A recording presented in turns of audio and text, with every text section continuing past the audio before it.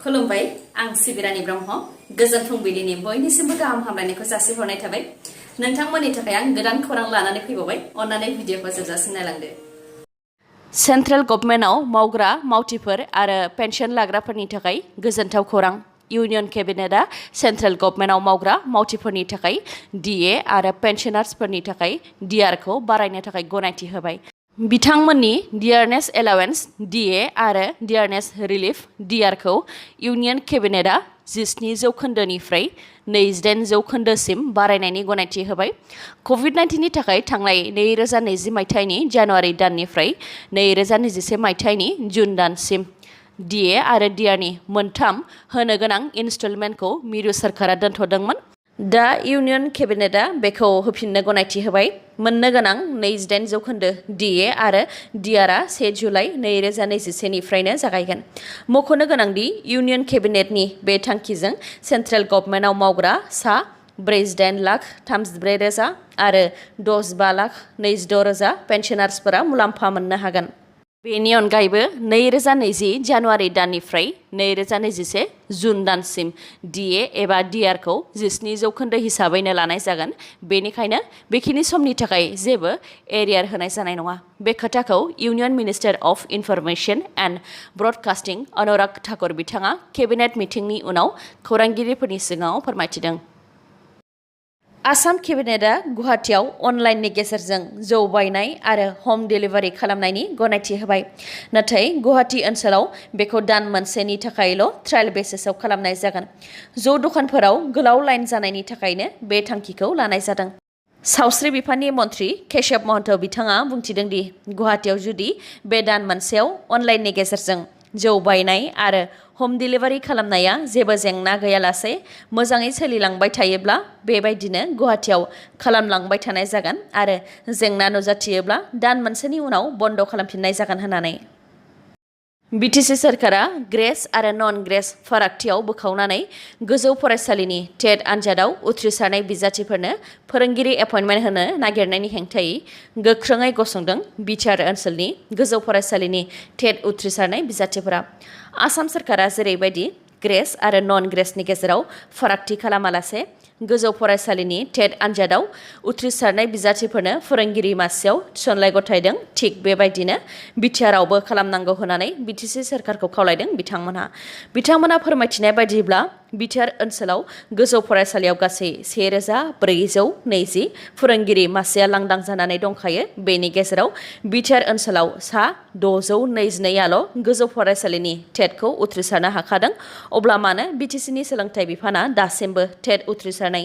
बिजाथिफोरखौ थिसननो हाया होननानै गोख्रोङै सोंथि खालामदों बिथांमोनहा फोरमायथिनाय बायदिब्ला BTC बिसायख'थिनि सिगां थांनाय 6 फेब्रुवारि 2021 मायथाइयाव गोजौ फरायसालिनि TET उथ्रिसारनाय बिजाथिफोरनो फोरोंगिरिनि एपइन्टमेन्ट होनो थाखाय 1420 भेकेन्सिनि थाखाय फोसाव बिलाइ फोसावदोंमोन आरो भेरिफिकेसनाबो सिगांनो जाजोबखाबायमोन खालि एपइन्टमेन्टल' मोननांसिगौमोन नाथाय दासिमबो एपइन्टमेन्ट मोनिलाय बेनि सायाव खौरां लानो थाखाय इडुकेसन डाइरेक्टर आरो BTCनि गाहाय प्रमद बर' बिथांखौ लोगो हमनानै सावरायलायनायावसो मिथिनो हादों दि BTR ओनसोलाव गोजौ फरायसालिनि TET उथ्रिसारनायफोरनि गेजेराव ग्रेस आरो नन ग्रेसखौ नोजोर होनानैसो थिसनलाइ होनाय जागोन जायफोर बिजाथिफोरा ग्रेस मार्क लायालासे TET क्वालिफाइ खालामनो हादों बिथांमोननो सिगां एपइन्टमेन्ट होनाय जागोन होननानै जायखौ खोनानानै दुखु मोननाय फोरमायथिदों बिथांमोनहा जुदि ग्रेस मार्क लानानै उथ्रिसारनायफोरनि सार्टिफिकेटआ खामानि होआ अब्ला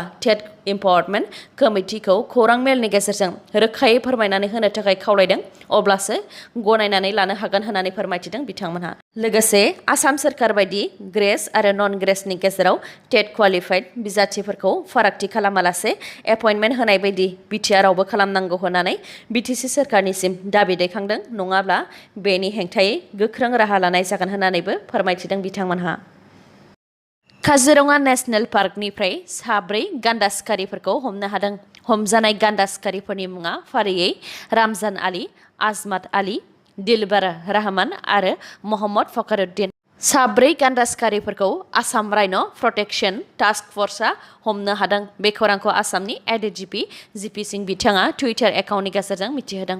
थांनाय साननैसो सिगांबो गान्दा गं फालांगि खालामग्राखौ मणिपुर पुलिसआ हमनानै आसाम पुलिसनि आखायाव गथायनानै हरदोंमोन। मुङा गौचिन विकाम। राजखान्थिनि गांनाय उखैनाय दंब्ला एबसुनि आफादगिरि दिपेन बर' बिथाङा एबसुनि बिबानखौ एंगारनांगौ। बे गोख्रों रावखौ बुंथिदों बड'लेण्ड जनजाति सुरक्षा मन्चनि मावफुं आफादगिरि दावराव देख्रेब नार्जारिया। BTR ओनसोलाव केबिनेटआ गरखा समाजनि सुबुंफोरनो ट्राइबेल बेल्ट एन्ड ब्लकआव रैखाथियै थानो गनायथि होनायनि हेंथायै गोख्रोङै खनले बिबुंथि होफैदों आफादगिरि दावराव देख्रेब नार्जारिया। लोगोसे हारिनि अलखदनि समाव माहारियारि आफाद जायफोर बर' हारिनि खामानि मावग्रा बिथांमोनहा मानो सिरि थाजोबदों होननानैबो सोंथि खालामदों बिथाङा। थांनाय साननैसो सिगांसो मोनसे खौरांगिरि मेलनि गेजेरजों गरखा हारिनि सुबुंफोरनो BTRआव रैखाथियै थानो गनायथि होनायखौ फिन नायबिजिरफिननांगौ होननानै दाबि खालामनायजों लोगोसे BTR ओनसोलाव गरखाफोरखौ रैखाथियै थानो होनायखौ लानानै बर' हारिनि थाखाय सानग्रा एबसु बर' थुनलाइ आफादफोरजों लोगोसे गासै राजखान्थिनि दैदेनगिरिफोरखौ गोख्रोङैनो सोंखारिदोंमोन बिथां दावराव देख्रेब नार्जारिया। बिनि माखासे सान उनावनो एबसुनि आफादगिरि दिपेन बर' बिथाङाबो खौरांगिरि मेलनि गेजेरजों माखासे खोथा बुंथिदोंमोन। बिथां दावराव देख्रेब नार्जारिया फोरमायथिनाय बायदिब्ला दिपेन बर' बिथाङा बुंथिदों दि बर'फोरखौ रैखाथि होनो थांनायाव जाहाथे गुबुन हारियाबो खैफोदाव गोग्लैया आरो गुबुन हारिफोरखौ रैखाथि होनो थांनायाव बर' हारियाबो जाहाथे खैफोदाव गोग्लैया। बेखौ लानानै दावराव देख्रेब नार्जारियाबो फिननाय होफिनदों दि सासे बर' हारिनि थाखाय खामानि मावग्रा आरो एबसुनि आफादगिरिनि रावा एसेबां लोरबां जानो नाङामोन। बिथांमोनहाबो गरखा हारिनो रैखाथियै थानो गनायथि होनायनि हेंथायै गोख्रोङैसो गसंथेनो नांगौमोन होननानै। मानोना गरखा हारिया गोबां जौगाखानाय हारि। बेसोरखौ ट्राइबेल बेल्ट एन्ड ब्लकआव उन जानानै थानाय बर'फोरजों दोनफायोब्ला बर'फोरा गोबां खैफोदाव गोग्लैगोन। बर'फोरनि बे अलखद समाव दुखुथिया बर'फोरखौ रैखा खालामनो थाखाय दिपेन बर' आरो प्रमद बर' बिथांमोनहा मा थांखि लादों बेनि सायाव सानथामनि गेजेरावनो रिपर्ट होनांगौ होननानै बुंथिनायजों लोगोसे जुदि बर'फोरनि रैखाथिनि थाखाय रिपर्ट होनो हायाब्ला दिपेन बर'आ एबसुनि आफादगिरिनिफ्राय बिबान एंगारनांगौ होननानैबो गोख्रोङै सोंखारिदों बिथाङा। आरो दिपेन बर'आ एबसुनि मुं लाफ्लानानै MLA नि टिकेट मोननोसो हास्थायदों आरो राजखान्थिजों सोमोन्दो लाखिनानै खामानिफोरखौ मावगासिनो दङ होननानैबो अजद होदों बिथाङा। बर'फोरनि अलखदनि समाव गोख्रों राहा लानो हायाब्ला आरो राजखान्थिनि गांनाय उखैनाय दंब्ला एबसुनि आफादगिरिनि बिबानखौ एंगारनांगौ जाहाथे सोरबा सासे मोजां फरायसाया फैनानै एबसुखौ दैदेनफैयो होननानैबो बुंथिदों बिथां दावराव देख्रेब नार्जारिया। BTR गोरोबथानि उनाव जानाय माखासे खामानिफोर जेरै BTCनि गोहोखौ डिसिफोरनि आखायाव हरनाय, सरनिया बर्मनफोरनो ST सार्टिफिकेट होनाय, गरखाफोरखौ BTRनि ट्राइबेल बेल्ट एन्ड ब्लकआव रैखाथियै थानो गनायथि होनाय, बेफोराव माहारियारि आफादफोरा मानो सिरि थाजोबदों होननानै सोंथि खालामदों बिथाङा। पाकिस्तानाव गिख्रंथाव बेफ्रुनाय जाथाय। बे जाथायजों सा 13 सुबुंनि जिउ खहा जादों आरो सा 27निया जोखोम जादों। जाथायनि सायाव मिथिहोनाय बायदिब्ला चाइना आरो पाकिस्तानी इन्जिनियार, सार्वेयर आरो मेकानिकेल स्टाफ गासै सा 40सोआ गंसे बासजों पाकिस्तानी पाख्तनख्वा प्रभिन्स खाइबारनि मोनसे हाइड्र'पावार डेम एबा बान्दो बानायनाय जायगायाव थांदोंमोन। बेयावनो बासनि गेसआ लिक जानानै बेफ्रुदों आरो हाखराव गलांदों, जायजों सा 13 सुबुंनि जिउ खहा जादों। सा 13नि मादाव सा 9आनो चाइनिसफोरमोन। चाइनानि इन्जिनियार, सार्वेयर आरो मेकानिकेल स्टाफफोरा पाकिस्तानाव बान्दो बानायनायखौ मदद होनो थाखायनो फैदोंमोन। बेयावनो बे गिख्रंथाव जाथाय जानानै सा 9 चाइनिसफोरा जिउ खहा जादों। बे जाथायनि सायाव गोख्रों नायबिजिरनो थाखाय दा चीन सोरखारा पाकिस्तान सोरखारखौ खावलायदों। BTC खुंथायनिफ्राय प्लास्टिकनि चेयार एबा मासि, साउन्ड बक्स, माइक, बेटारि, माइक्र'फन बायदि रानदों। BTR ओनसोलनि गामिफोरनि मोनफ्रोमबो मेल मिटिंफोराव सुबिदा जानाय बायदियै गोनांथि जानाय प्लास्टिकनि मासि, साउन्ड बक्स, माइक, बेटारि, माइक्र'फन, थार बायदिखौ बड'लेण्ड गाव सोनारथाय मावथांखि बिथांखिनि गेजेरजों बागानपारा बियाबनि मोनफ्रोमबो VCDCआव राननानै होनाय जादों। BTCनि बुंथिगिरि खाथिराम बर' बिथाङा हाबाफारियाव बाहागो लानानै बुंथिदों दि UPPL दोलोनि हाबाफारि बायदियैनो बेखौ राननानै होनाय जादों। जाय समाव मिटिं खालामनाय जागोन बे समाव रायजो राजाफोरनि थाखाय सुबिदा जागोन होननानैबो बुंथिदों बिथाङा।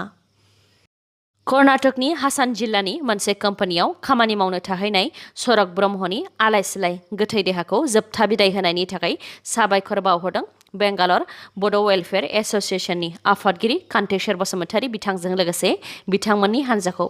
मख'नो गोनांदि सनितपुर जिल्लानि सिङाव थानाय राङाफारानि नाहरगुरि गामिनि सरक ब्रह्म बिथाङा कर्नाटकनि हासान जिल्लानि मोनसे कम्पानियाव खामानि मावनो थाहैदोंमोन।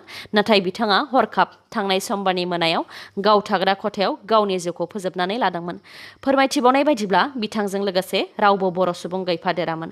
सरक ब्रह्मनि थैनायनि खौरांखौ न'आव दैथायहरदोंमोनब्लाबो कभिड-19नि थाखाय न'खरनि सुबुंफोरा बिथांनि गोथै देहाखौ लायनो हायाखैमोन। उनाव बर' फरायसा आफादनि मददजों बिथांमोनहा बेंगालर बड' वेलफेयार एस'सियेसननि सोद्रोमाफोरजों सावरायलायनो हादों आरो बेंगालर बड' वेलफेयार एस'सियेसननि सोद्रोमाफोरा सरक ब्रह्मनि गोथै देहाखौ माखासे नेमखान्थिनि गेजेरजों जोबथा बिदाय होदों। आलाय सिलाय जानांनाय सरक ब्रह्मनि गोथै देहाखौ जोबथा बिदाय होनायनि थाखायनो न'खरनि सुबुंफोरा बेंगालर बड' वेलफेयार एस'सियेसननि आफादगिरिखौ साबायखर बावहरदों। नागालेण्डनि रजि सांमा आरो सेमुएल सांमा बिथांमोननि थैनायनि केस नायबिजिरनो थाखाय सिबिआइनि आखायाव गथायनाय जाबाय। मेघालयनि तुरा बियाबनि एमपि आगाथा सांमा बिथाङा इउनियन हम मिनिस्टार अमित शाह बिथांनो रिटेन कमप्लेन होनायनि उनावनो हम मिनिस्ट्रिया बे बुथारनाय जाथायनि केसखौ सिबिआइनो गथायबाय। मख'नो गोनांदि रजि सांमानि देहायाव आथिं आखाइ सानाय जानायलाय गुरुग्रामनि आलफा देहा फाहामसालियाव थांनाय 23 जुनाव थिसनदोंमोन आरो बिथांखौ आइसिइउआव दोनदोंमोन। नाथाय डक्टरफोरा 25 जुनाव आइसिइउआव थानाय रजिनो आइसक्रिम जाहोदोंमोन, जायखौ नुसनफैदों फंबाय सेमुएल सांमाया। आइसक्रिम जानायनि दसे उनावनो रजिनि देहानि थासारिया जोबोद गाज्रि जानानै जोबथा हां लादोंमोन। बेखौ लानानैनो फंबाय सेमुएलआ गावनि मबाइलाव भिडिअ रेकर्ड खालामनानै डक्टरफोरनाव सोंथि खालामदोंमोन मानो आइसक्रिम जाहोनाय बायदि बायदि होनानै। भिडिअ नुनाय बायदिब्ला डक्टरा मोनसे डकुमेन्टखौबो लाखुमानो नाजादोंमोन। बे डकुमेन्टखौ नायनो बिबाय थानायनि थाखाय डक्टरा सेमुएलखौबो बुदोंमोन। जाथायनि सायाव मिथिहोबावनाय बायदिब्ला रजि थैनायनि उनाव न'खरनि सुबुंफोरनो जेबो खौरां हरालासे बिथांनि गोथै देहाखौ गावसोरनि गारियाव दैखांनानै बहाबा लानानै थांदोंमोन। बेबायदि जाथाय जाखांनायनि सानसे उनावनो सेमुएलखौबो गावनि भारा थाग्रा खथायाव फास नांनानै थैनाय हालोदनिफ्राय बोखांनो हादोंमोन सासे लोगोआ। थैनाय समाव सेमुएलनि देहायाव गोबां दागोबो दंमोन, बेनिखायनो सन्देह खालामनाय जादोंमोन दि थारैनो देहा फाहामसालिनि मावथिफोरानो गावसोरनि गोरोन्थिखौ लाखुमानो थाखाय बुथारनानै फासि फोनांनानै गालांदों होननानै। मानोना सेमुएलनि बिमाया फोरमायथिनाय बायदिब्ला सेमुएलआ बिमानो फन हरनानै बुंहरदोंमोन दि बिब'नो न्याय होथारगोन होननानै। बेबायदि बुंनायनि उनावनो फासि नांनानै थैनाय जाथायखौ न'खरनि सुबुंफोरा गनायनानै लानो हायाखैमोन आरो जाथायनि सायाव दिल्ली पुलिसनो एफआइआरबो होनाय जादोंमोन। शिबसागर बियाबनि एमएलए अखिल गगৈ बिथाङा जायखिजाया समावनो एरेस्ट जाफिननो हागौ। चान्दमारी पुलिस स्टेशन केसआव एनआइएआ फिन अखिल गगैनि हेंथायै पिटिशन फाइल खालामबावबाय। मख'नो गोनांदि थांनाय माखासे सान सिगांसो चान्दमारी पुलिस स्टेशन केसआव एनआइए स्पेशल कर्टनि गेजेरजों बिथाङा रेहाय मोननानै जोबथेसालिनिफ्राय उदां जानो हादोंमोन। चान्दमारी पुलिस स्टेशन केसआव चेलेन्ज खालामफिननानै एनआइएआ पिटिशन फाइल खालामनायनि सायाव एमएलए अखिल गगৈ बिथाङा फोरमायथिदों दि दा बिथाङा पलिटिकेलि एक्टिभ, जायनि थाखाय डक्टर हेमन्त बिश्व शर्मा आरो इउनियन हम मिनिस्टार अमित शाह बिथांमोनहा जोबथेसालियाव जोबनानै दोनफिननो नाजादों। नाथाय बिथाङा माब्लाबाबो पलिटिकेलि इनफ्लुयेन्स जाया एबा गिनानै सिरि थाया होननानै फोरमायथिदों। सिगांनि समावबो नंखाय दाय जाबसिननानै जोबथेसालियाव जोबनानै दोनदोंमोन, नाथाय जेबो दाय गैयैनि थाखाय स्पेशल एनआइए कर्टनि गेजेरजों उदां जाफिननो हादों होननानै फोरमायथिदों बिथाङा। दिनैनि खौराङा एसेनोसै। गाबोन आरो गोदान खौरांजों लोगो मोनफिनबावगोन। नोंथाङा दासिमबो आंनि चेनेलखौ साबस्क्राइब खालामाखैबा अन्नानै साबस्क्राइब खालामदो, लोगोसे लाइक, कमेन्ट आरो शेयार खालामनो दाबाव। गोजोन्थों।